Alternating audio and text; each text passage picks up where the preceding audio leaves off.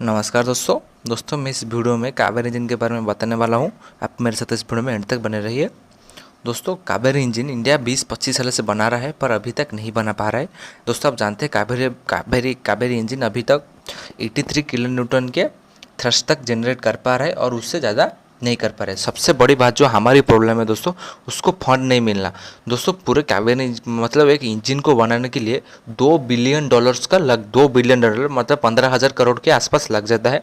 पर दोस्तों हम सिर्फ DRDO को इस इंजन को बनाने के लिए सिर्फ 1,000 करोड़ रुपये मिला था। और दोस्तों और बात करूँ कि हमारे पास टेस्टिंग फैसिलिटी भी नहीं है जिस तरह से इस इंजन को टेस्ट कर पाए। इसीलिए DRDO जब इसको इंजन को कुछ अपडेट मतलब कुछ बनाता है तो उससे रशिया ले जाना पड़ता है। उसके साथ उसमें पैसा खर्च हो गया।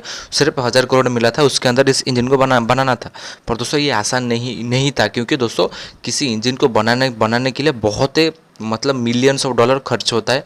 2 बिलियन से भी ज़्यादा रुपीज़ खर्च हो जाता है। दोस्तों आपको बता दूं कि चाइना अभी उनका इंजन बना रहा है जिसमें 10 बिलियन से भी ज़्यादा रुपीज़ खर्च कर चुके हैं, पर अभी तक नहीं बना पा रहे हैं दोस्तों।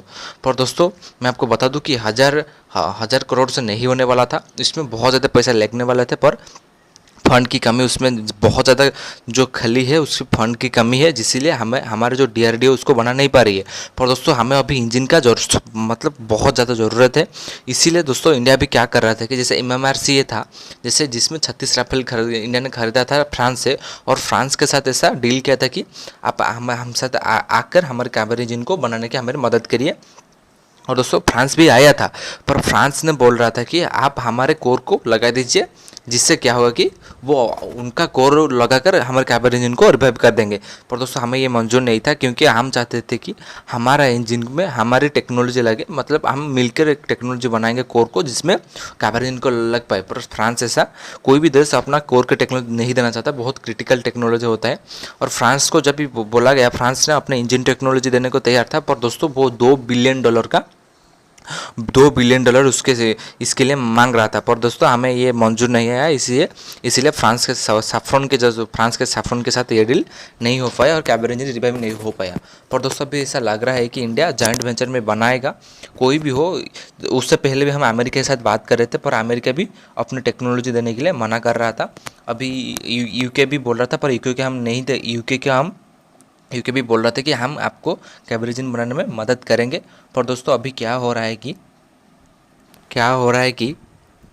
अभी लग रहा है कि जो इंडिया और यूके मिलकर एक जेट इंजन को बना रहे हैं। आप जानते हैं दोस्तों, बनाएंगे अभी, शायद वो एमका में लगेगा। और दोस्तों ये कावेरी इंजन को इंडिया रिवाइव करेगा, पर अभी नहीं, देर से हो सकता है शायद। और ये जब हो जाएगा, ये हमारे तेजस पे लगेगा।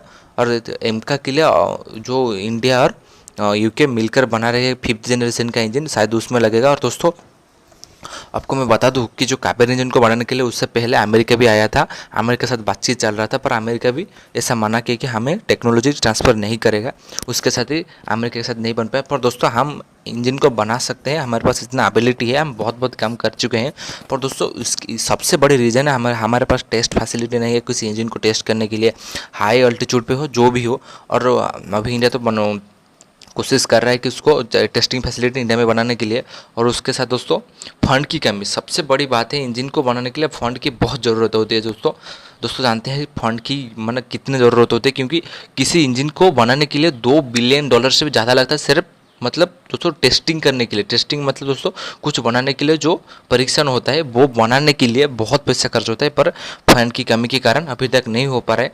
दोस्तों उम्मीद करेंगे कि इंडिया इसलिए जल्दी बनाना चाहता है जॉइंट वेंचर में, क्योंकि किसी का टेक्नोलॉजी के मतलब बात करके बनाना चाहता है। और दोस्तों देखते हैं क्या अपडेट अभी आता है, उसके बारे में अगर कोई अपडेट आता है मैं आपको पूरी जानकारी देने के लिए कोशिश करूँगा।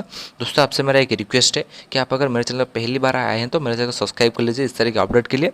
तब तक के लिए दोस्तों जय हिंद, वंदे मातरम।